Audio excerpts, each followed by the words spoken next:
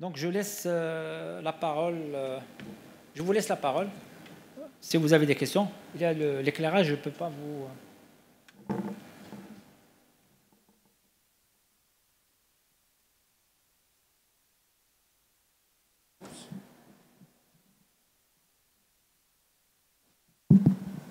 Vous avez des questions?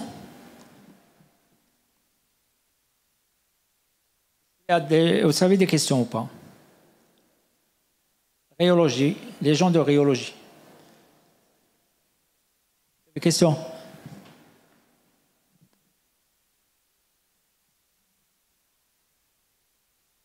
Salam alaikum. Je suis Soufiane Louani, ingénieur en génie civil. Ma question, elle concerne les stabilisateurs de sol que vous avez annoncé tout de suite. Donc, je vois que la barrière d'entrée dans le marché concernant ces produits, c'est ce que vous dites, leur présence dans les normes et le catalogue du chaussée. Donc, les fournisseurs, ou en tant que prescripteurs de bureaux d'études, on a trouvé vraiment cet obstacle. Est-ce qu'il y a vraiment est-ce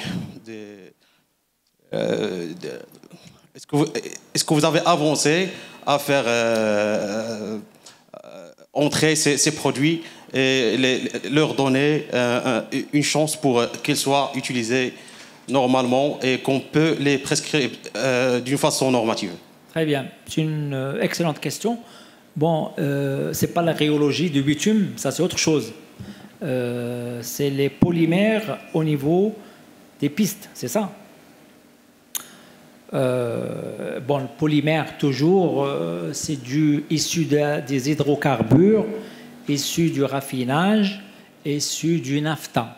Le polymère pour les pistes, donc c'est de la chimie enfin. C'est un polymère acrylique issu du naphta. Ces polymères, ils sont intelligents qu'on utilise en géotechnique routière.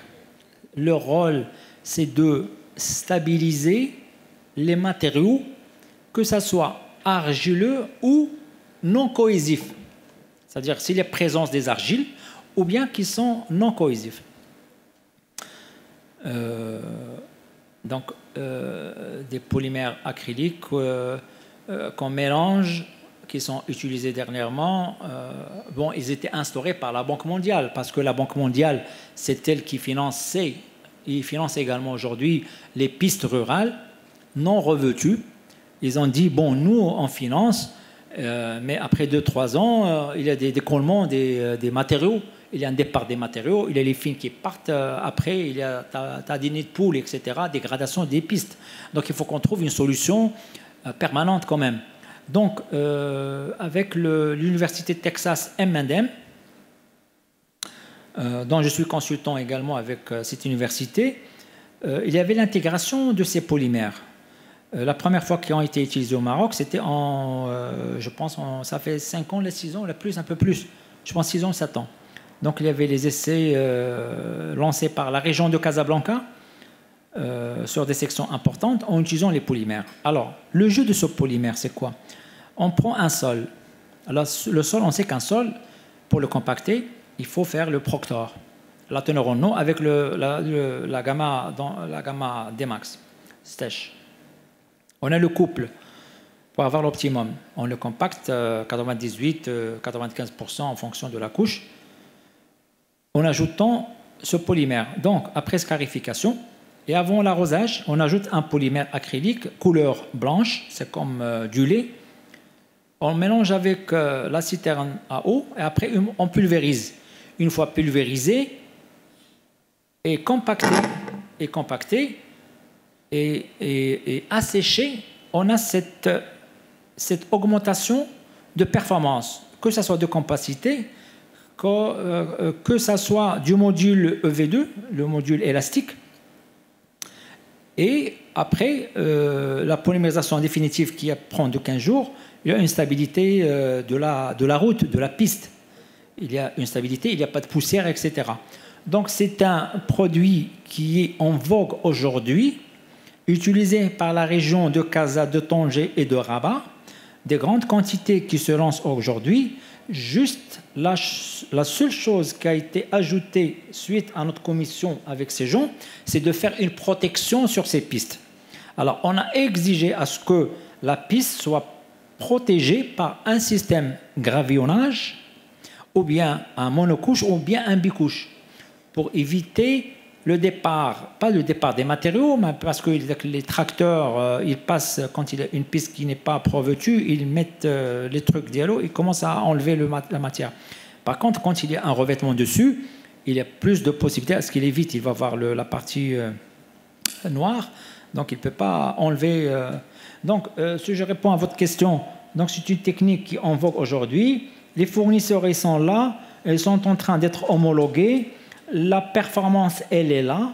Ce qui est nouveau maintenant avec la direction des routes et le CNER, c'est d'utiliser ces techniques dans les routes rurales. Parce que les routes rurales, on sait que la structure, elle est standard. Il y a la GNF, GNB, avec un revêtement dessus. Maintenant, sachant que le passage, le trafic, il est tellement faible, on fait une structure importante pour un trafic très faible. Il y a 2 voitures qui passent par journée dans des zones qui sont délaissées. Alors, pour économiser ces couches-là, enlever la GNF et la GNB, on va prendre le matériau en place ou bien on ramène un matériau MCR, le matériau pour couche de roulement. On le stabilise en ajoutant le polymère pour atteindre l'optimum Proctor et on compacte. Dessus, on met un bicouche et c'est tout. Le coût varie pour une couche conventionnelle GNF, GNB. Il peut aller à 800 000 dirhams le kilomètre, à 900 000 dirhams le kilomètre hors taxe. Par contre, en utilisant le polymère avec un bicouche, ça peut aller à 500 000. Donc, il y a une économie de matériaux, premièrement l'environnement, il y a économie de financier. Donc, je ne sais pas si j'ai répondu à vos questions. Il y a d'autres questions ?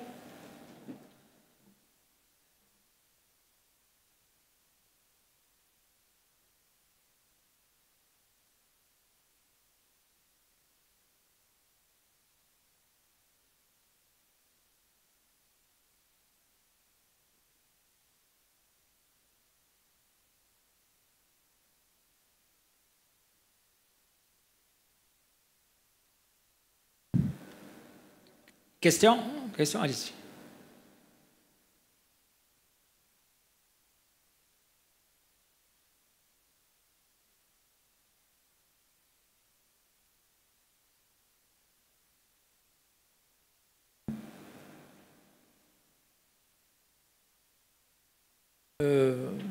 Et vous utilisez les polymères aujourd'hui, là ? Les produits, d'accord. Très bien. Bonjour. Bonjour. Donc, tout d'abord, je suis Sharafdin, RT de responsable technique laboratoire Labo Sud. Labo Sud, ok. Oui, c'est pour la réalisation des essais.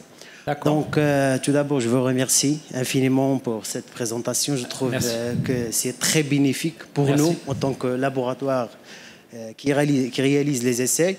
Donc, j'ai une seule petite question qui concerne le catalogue des structures. Oui. On trouve que le catalogue présente des structures qui sont vraiment avec l'AGBB et le B classique.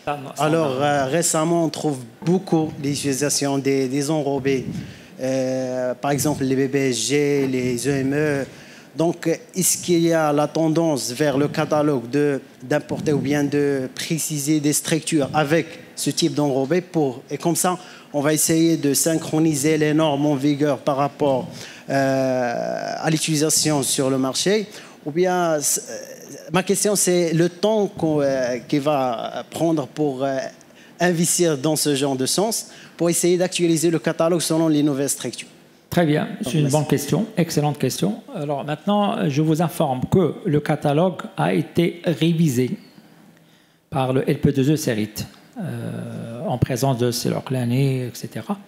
Donc il est en cours, il est chez la direction des routes, et là, il est en train d'attendre l'aval. Donc il sera en circulation incessamment. D'accord ? Et on a pris ça en considération.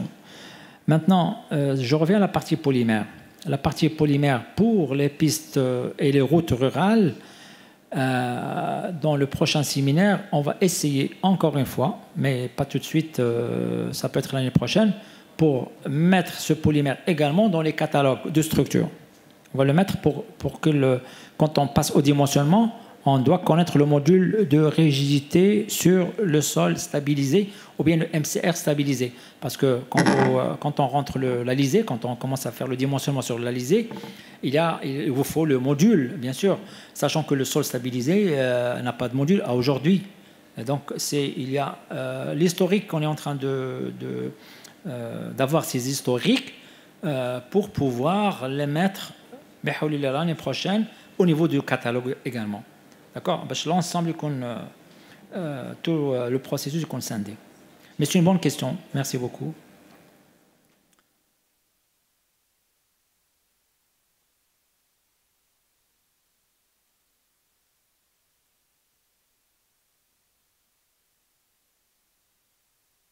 D'autres questions? Bitume, rhéologie, DSR, tout, il n'y a pas de souci.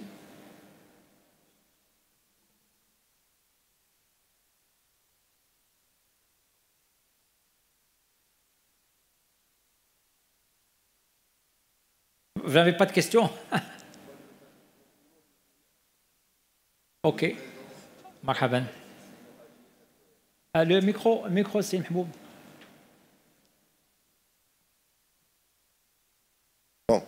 Malheureusement, je suis venu en retard, donc je n'ai pas suivi la conférence. On peut refaire, il n'y a pas de problème. Non, donc, c'est pour cela que j'ai tenu quand même à vous remercier d'avoir animé cette conférence qui est très, très importante, parce que c'est le sujet quand même très important d'actualité, étant donné qu'on cherche des rénovations, surtout au niveau des routes et au niveau, que ce soit pour les économies, que ce soit économie de matériaux et par conséquent économie du prix, c'est-à-dire du coût. Donc, et je remercie aussi l'assistance qui est là, malgré que on est déjà proche un petit peu de la fin.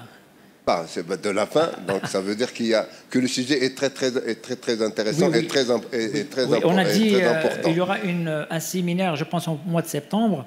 On va prendre une journée sur la partie rhéologie et on va rentrer en détail sur la partie corrélation bitume, le G étoile, avec le module complexe de enrobé, pour avoir la corrélation avec l'historique et le recul. D'accord? Ça va être très important. Voilà, et c'est pour cela que quand même, j'invite un peu les gens et les entreprises à participer à ces séminaires et inscrire leur personnel, parce que c'est ça qui peut nous faire évoluer, qui peut nous faire suivre un petit peu l'évolution des choses. Et je vous remercie, et je remercie l'ensemble de l'assistance. Merci. Merci beaucoup. Merci.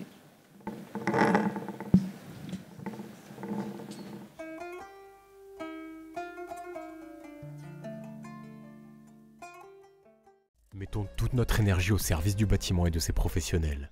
Unis, nous sommes plus forts.